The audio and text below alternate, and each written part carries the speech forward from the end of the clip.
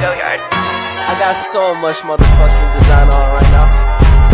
Break it down, bring it back, make it clap. I got 3 old thoughts, new block, where that thing. Bitches on my line, and you know they come straight. Hold up, what it not, 45, scope it cash like, whoa. How you fucking with these hoes out? Bismillahirrahmanirrahim. Assalamualaikum warahmatullahi wabarakatuh. Hello guys, perkenalkan nama saya Anissa Tunisa. Saya dari Fakultas Tarbiyah Program Studi PGMI 1A Institut Bunga Bangsa Cirebon. Video ini saya buat untuk memenuhi tugas dari Bapak Dr. Muhammadun SHI MSI selaku dosen pengampu dari mata kuliah Islamic Study Rahmatan lil Alamin.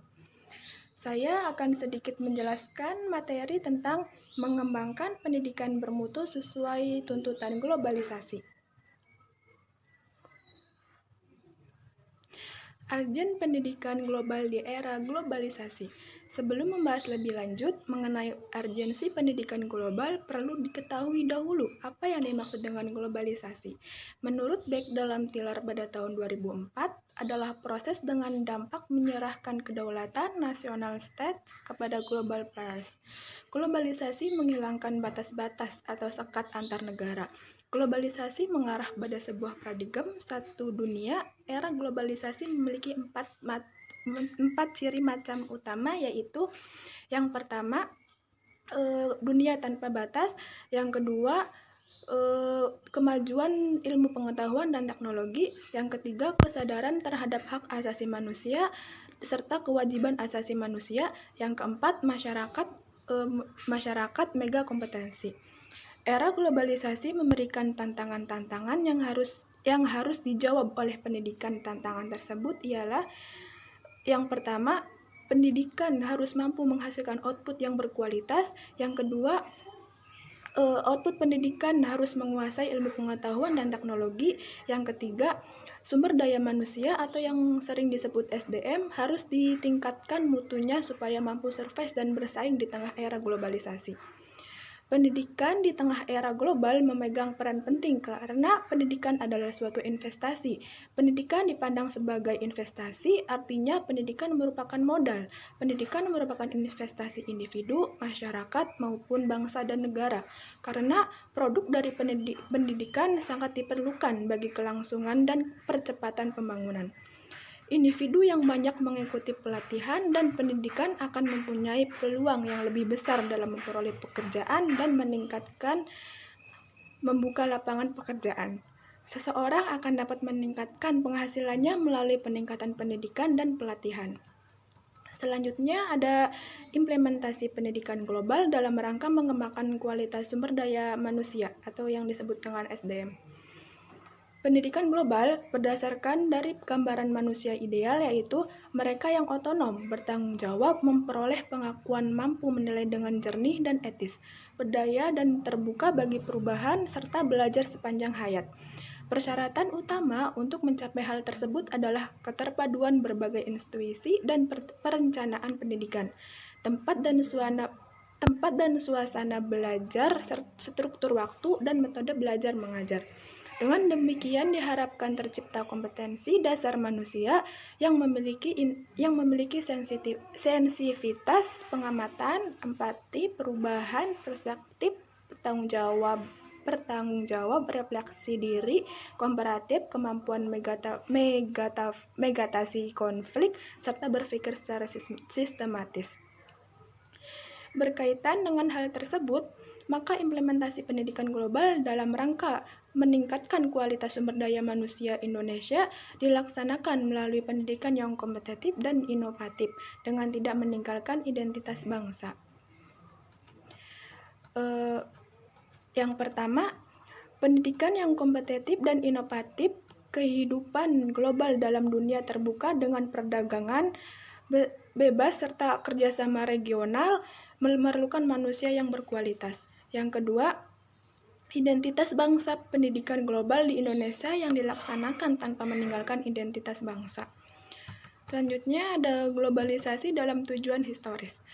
Pada abad ke-21, milenium baru di mana kehidupan dunia akan semakin kompleks dan saling ketergantungan. Abad ini sering diasosiasikan dengan lahirnya era globalisasi. Globalisasi didefinisikan sebagai sebuah proses yang ditimbulkan oleh suatu kegiatan atau prakarsa yang dampaknya berkelanjutan melampaui suatu batas kebangsaan dan kenegaraan. Dengan kemajuan teknologi dan terbuka informasi sebagai penopang utamanya, mengacu dari hal itu, unsur yang ada timbul dari globalisasi adalah hilangnya batas negara karena sistem informasi semakin terbuka. Era liberasi, pasar bebas, kompetensi global, serta kerjasama regional dan global. Dari konsep tersebut jelas bahwa globalisasi adalah sebuah keniscayaan yang harus dihadapi oleh setiap bangsa.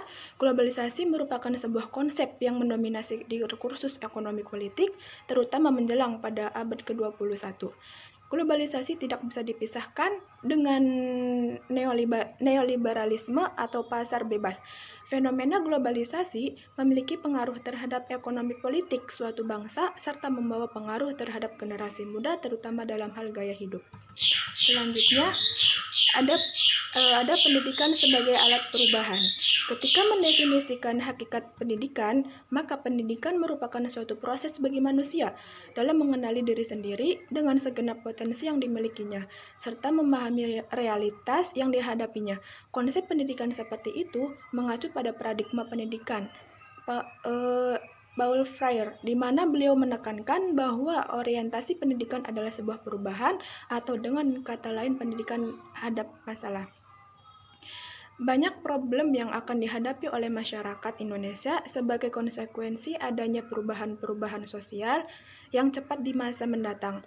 Oleh karena itu, arah dan konsep kebijakan pendidikan nasional perlu mendapat reformasi dalam kebijakan pendidikan sehingga pendidikan mampu menjadikan dirinya sebagai bagian dari proses perubahan. Selanjutnya ada pendidikan berwawasan global.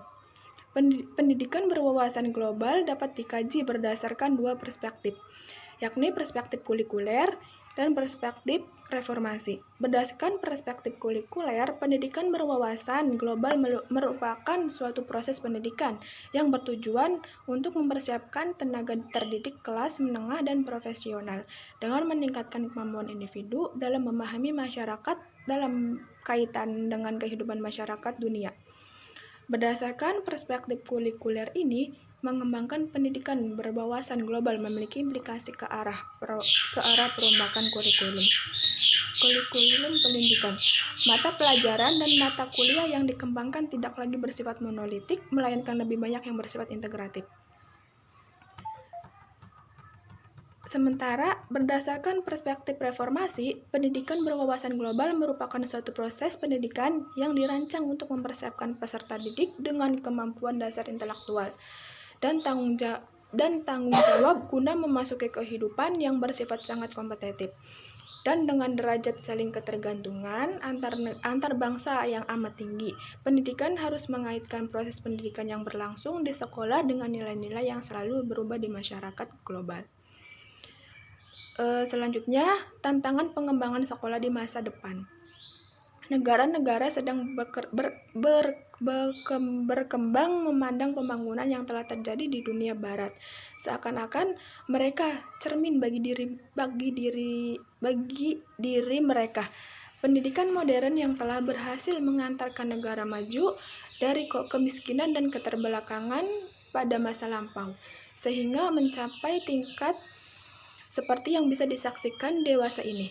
Sudah barang tentu akan berhasil pula mengantarkan negara-negara yang sedang berkembang mencapai tingkat pembangunan sebagaimana yang telah dicapai negara-negara maju.